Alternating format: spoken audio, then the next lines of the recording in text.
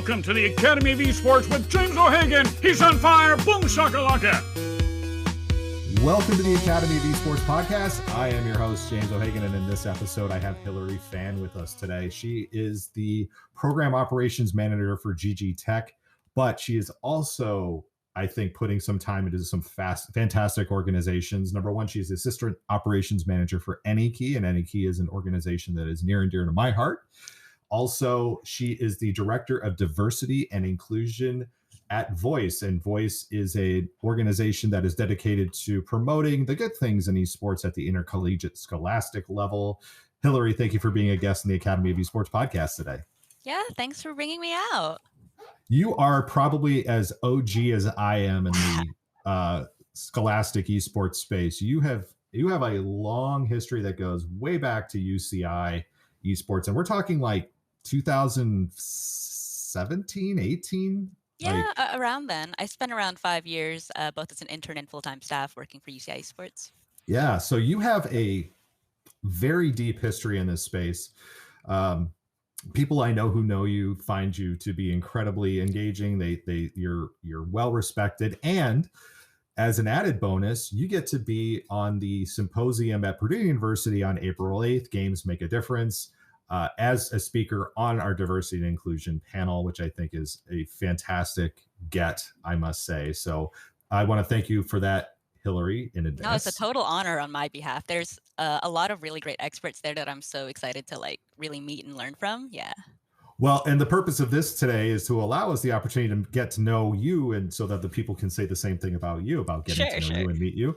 Because sometimes in a panel discussion, people's voices get lost. And again, with all these great people, we want to make sure that nobody's voice is lost. So we're doing a little bit of a podcast presentation just for to give all of our panelists the opportunity to share some more depth to their ideas. But I've been always starting off with kickoff questions just so we could see where everybody is on our panels. And I'm not going to hold this against anybody when we get to the panel discussions and throw these out at people. So, right. But here come our questions. Number one, what is a game, and it doesn't have to be a video game, that stands out as having been important to you at some point in your life? Why was that experience meaningful? My favorite game of all time is Undertale. Yes! Yes! Yes! I played it without knowing anything about the story. I tend to love indie games, so trying to do all the completionist things. I fell in love with the characters, and I was really intrigued by the concept of playing a game without having to hurt anyone. Did you know that going into the game, though? Yeah, I did. It was part of the advertisement. It was like, what if you could not hit them or whatever. So I was like, okay, I'll try that way. And it was, they have a bunch of really fun interactions, like where you're shaking your hips at a creature or whatever. So it was just super charming all the way through. And then it gets to the reveals and the way it flips the script on a lot of things. When they told you what EXP stood for, that was a gut punch. It hit. And I was just bawling through the end of the story. And even the way they messed with the UI and stuff, I just thought it was such a great thinking outside of the box, and really changing your perspective on games. And now it seriously has changed me to where when I approach new games now, especially indies, I'm super suspicious. I'm like, okay, am I committing evil acts right now? Yeah. It's not just that the music is fantastic. Yes, I love music. The other thing that I really, the first time I played it through, I got it on a neutral because I didn't pick up on the non-violent until my kids. I found out about it through my kids. Okay.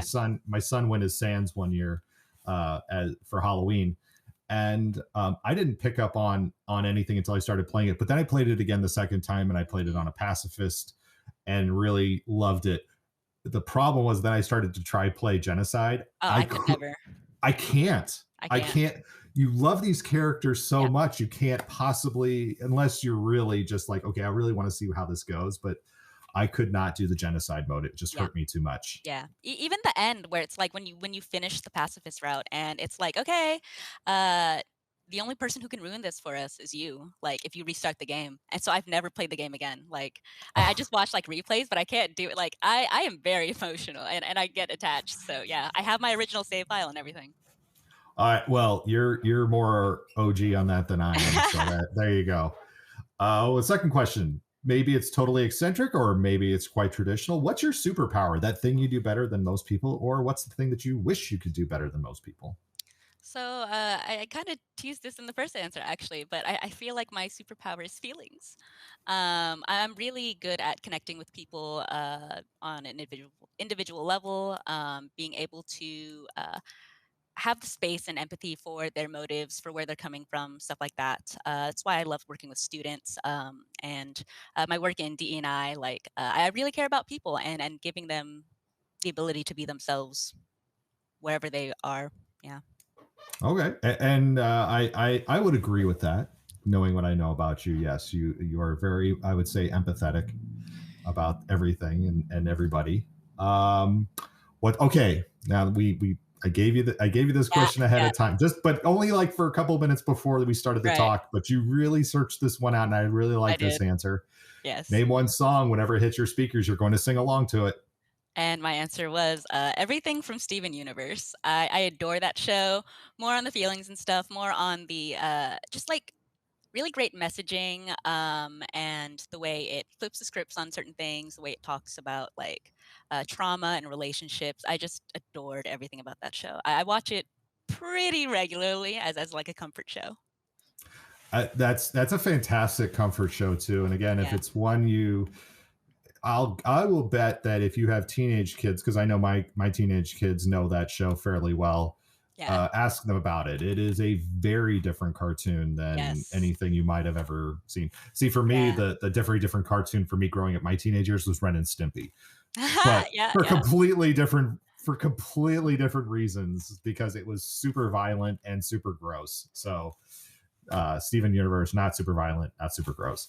But again, that was the 90s. So now, final question. What's that one thing in your field that surprises people when they first hear about it? Again, you're working for GG Tech, but Hmm. you're involved with AnyKey, you're Hmm. involved with voice. Um, all these things that you're involved in. So as you make your way through this space, again, somebody who started in the UCI program, what has been that thing, I guess, that you still maybe to this day find people are very surprised about? Um, I think there's so many things, but I think the one I want to talk about is the wealth of like academia and studies and papers out there. Like I consider my field, yes, esports and gaming, but I'm trying to focus more on social justice matters and things like that. And people are always asking the same questions or doing the same mistakes, and we have papers on them. We have like debates every few months about like, oh, should we have women's only tournaments or whatever, and we have academic papers to like back that up, right? Mhm. So I think that's the part I want to highlight today, is that like we don't have to reinvent the wheel all the time, right? So we can borrow from other fields, but we can also like look at academia that are studying games. Like they have written history and research and theories and all this stuff. It's really cool. Well, I still, even today, I have a debate going on with, well, I shouldn't call it a debate, a disagreement with even some of my own esports general managers around the idea of, we have a student who graduated early, Hmm. finished up all of his schoolwork in January. And I was asked, well, can he still be allowed to play for the spring? I said, absolutely. He's not enrolling in college. There shouldn't be any punishment Hmm. for finishing your high school early. However, finding now that, in fact, in the state of Wisconsin, now we're not a part of the Wisconsin Interscholastic Athletic Association, but in order to participate in any spring sports, you would have to be enrolled as a full-time Hmm. student. I don't see the value of that. Again, why would we want to punish a kid for graduating high school early and again allowing them to finish out? But it's still interesting that these athletic things still, even though because the word sports is on it, it still kind of finds its way into the Yeah. conversations. But again, that doesn't redefine athletic culture. I mean, our athletic culture already in this country is primarily very gender specific, Hmm. ability specific. What, in your experience, again, through all these years, again, coming up in the collegiate ranks, have you seen where as you just kind of alluded to, we don't have to reinvent the wheel, but there's definitely things that esports is reinventing in a lot of ways, isn't Oh there? yeah. Well, more broadly speaking, I would say it's that we have so many young, passionate people entering the space. We have a lot of CEOs and business owners that don't really have a lot of experience and just kind of got lucky when things were starting out. They had the momentum. They were the trailblazers or whatever, and now they hold these huge household names and stuff. And it's just that we don't have the experience. One of the easiest comparisons I can make is with our coaches. All our coaches are super young, like teens, 20s, and they don't have that like mentorship experience. They think because they can play this game really well, they can now teach it to other people. But teaching itself is a skill. But they're taking all these roles and then they're getting experience.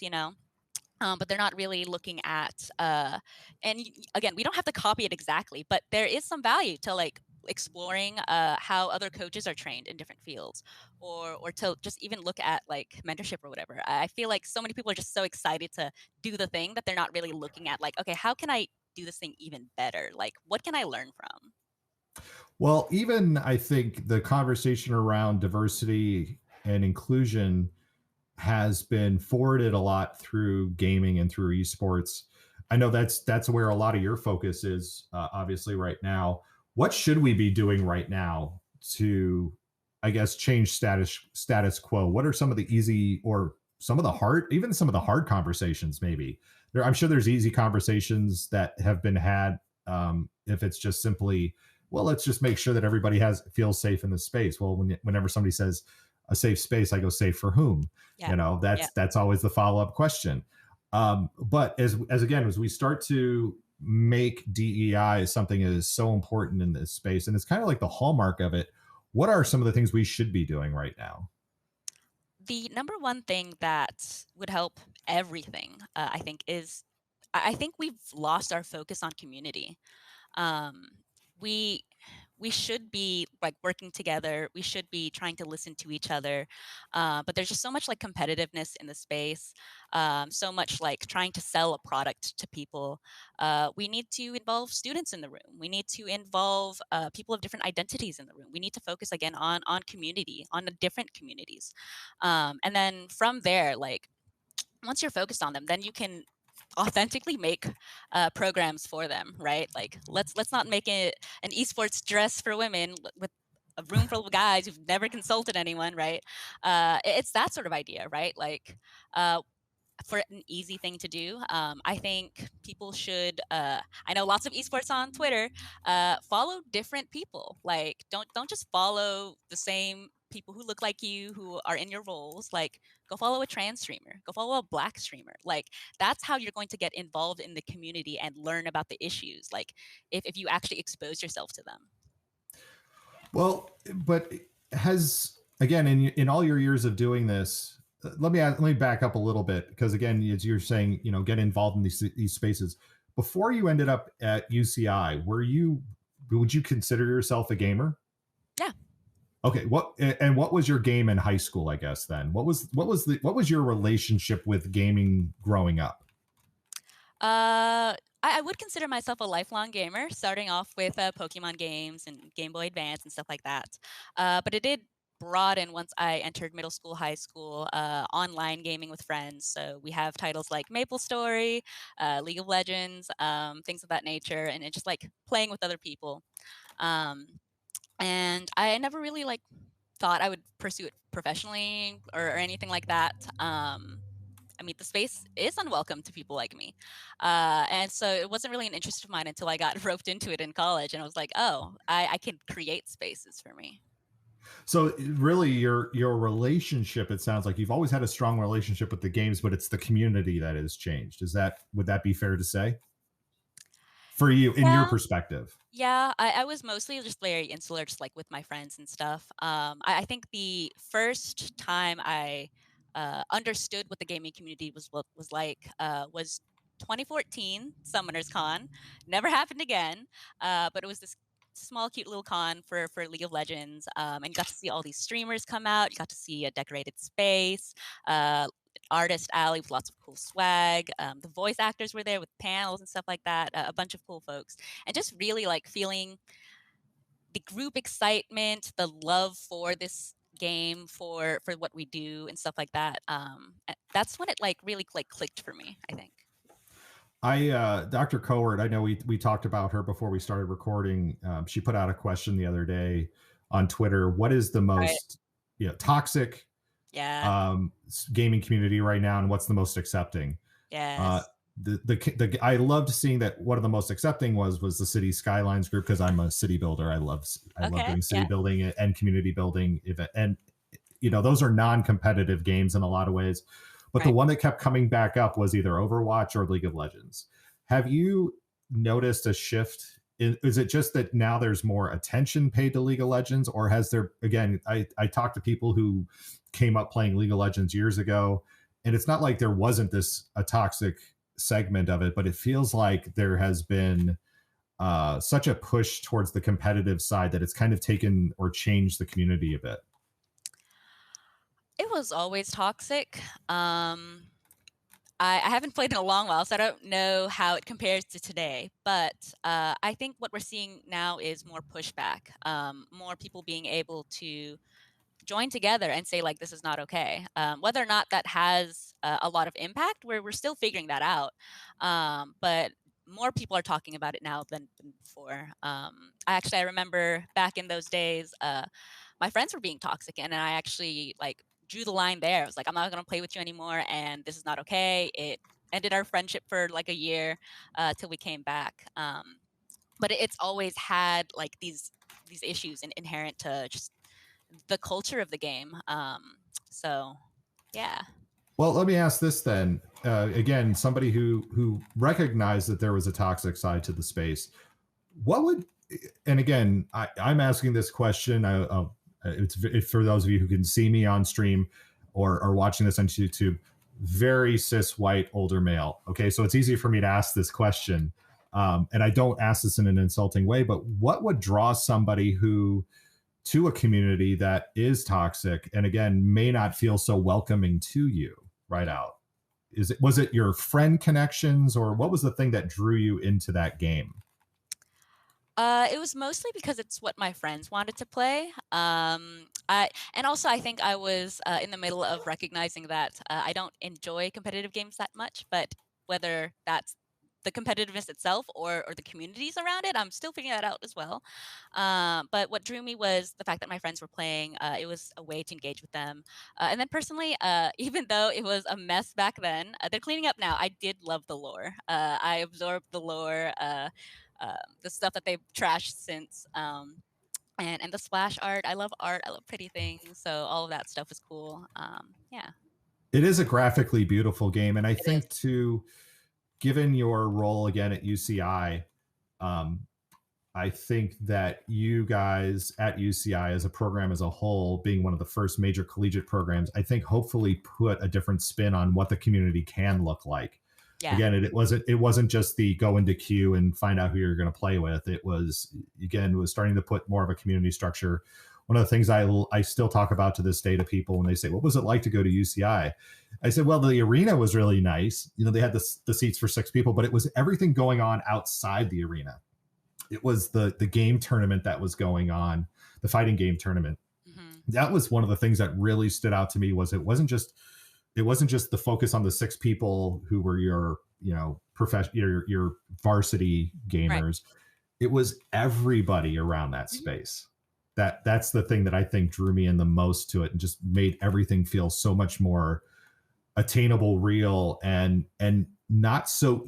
I say attainable, but at the same time, I'm going to say not so easy to do, because that sounded like that was a lot of work to build that up. Of course. But again, like, it's important to pay attention to your community, right? We have a huge Smash community at UCI. Why not give them space? It's a research institution. Why not give the researchers some space? And then we're also, UCI was very conveniently located to a lot of other, there's lots of gaming folks in Irvine and LA. So they were able to come out and stuff like that. Or being able to link up with student clubs and allow them to do their thing. I'm a big fan of the more holistic approach, right? We shouldn't just be focusing on competition because not everyone is about that. Yeah. Not me. I stink. Not me. Yeah. Well, last big question for you, because again, working with AnyKey, working with Voice, and again, working with GG Tech, and all of your experience. I keep reminding people of this because it's no offense. It might be so hard for people to see just how important you have been in the growth of the collegiate scene. So if they don't know you, I will go to the mats. I will fight anybody who says, who's this Hillary Phan person? I'll be like, dude, you just don't know how OG this person is.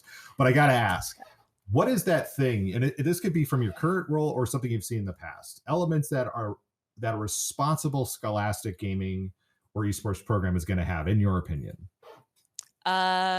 Like if you're starting one tomorrow, what's that one thing you're like, yes, you have to have this? Student involvement. One thing. If I only had to pick one, it's student involvement. Okay, if you had to pick some more, what are some of the other? What are some? Well, I mean, it is a big one, yes. But what are some like the key things that? And I don't mean to. I'm not trying to blow off that answer. Yes, I agree with you 100%. But what are some of the other key things that people are going to have to probably consider as well, too, that they may not consider? Yeah, a code of conduct, really important. Figuring out what you will and will not allow in your space, including the people, because so often, like we're building a plane as we're flying it, right? And then we figure out we have some bad apples that got in the beginning, and so being able to set the expectations from the beginning is so important, and then have a plan, like. Figure out what you're going to do about these different communities or about these different programs. How are you going to not focus on competition? Building the plane as we're flying it means we're going to miss a lot of things as well. And we're so busy being like reactive that we don't have a lot of resources left for the stuff that we really want to do. So having that intentionality about like, yes, I want to figure out how to work with the career center at the campus, or I want to figure out how to start working with local high schools in the area. I think those things are really important. Yeah, knowing what your goals are and your priorities for sure. I'll say that the high school outreach is a huge one. Yeah. I have never realized just how few, because I'm one who went from California growing up in the San Francisco area to Indiana to go to college. I never realized, to me, when I talk to a student as much now as I do, because there is so much recruiting going on with our scholar gamers, just how many of them want to just stay within 20 miles. They don't want to necessarily go, 5, 6, 7 states away across country. Yeah, well, it's not just that it's expensive. Yes, there is that, but they also, some are just, they like the area in which they live. They don't care to go somewhere. So yes, those high school experiences, connections, I think are incredibly important. Hillary Phan, this has been a pleasure to get you finally onto the podcast. It felt like years coming.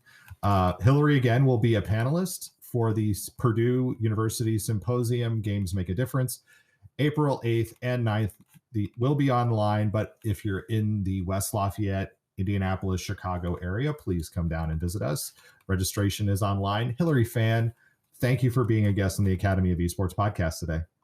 Thank you for having me. It's been fun. Yeah, this has been a long time coming for sure. That will do it for this week on the Academy of Esports. I've been your host, James O'Hagan. Esports are organized competitive video games allowing schools to redefine their athletic culture, diversify opportunities for student participation, promote good physical and mental health, increase collegiate scholarship pathways, and play games. We can never forget the importance of play. The mission of the Academy of Esports is to support these ideals. The vision of the Academy of Esports is for all students to experience the fun and joy of playing competitive video games.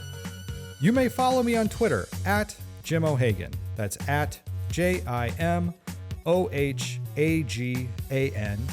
and through the Academy of Esports account at TAO Esports.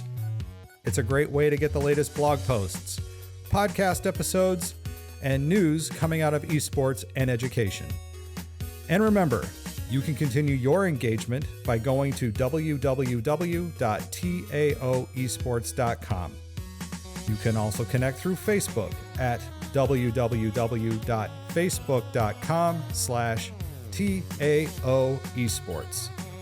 Thanks again for listening, and I look forward to our time again next week.